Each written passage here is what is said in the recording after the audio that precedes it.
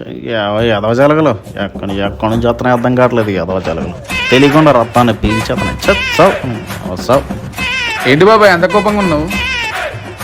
ఎదవ జలగలు ఎక్కడి నుంచి వస్తున్నాయి తెలియట్లేదు, తెలియకుండా రక్తాన్ని పీల్చేస్తున్నాయి. అందుకే తగలెట్టేస్తున్నాను. తెలియకుండానే రక్తం పీల్చేస్తుందని కాల్ చేస్తున్నావు. తెలిసి మరి మనం నెత్తిమీద పెట్టేసుకున్నాం. మరి దాన్ని ఏం చేద్దాం బాబాయ్?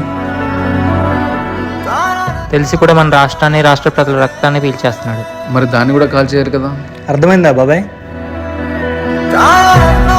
ఎన్నికలకి ఎక్కువ సమయం లేదు బాబాయ్. మీలాంటి వాళ్ళు ఇప్పుడు ఆలోచించి చోటేస్తేనే మాలాంటి యువత భవిష్యత్తు బాగుంటుంది.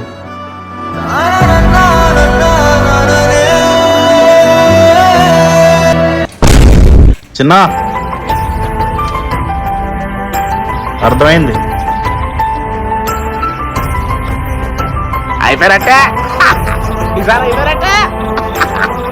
అయిపోయారట్టే.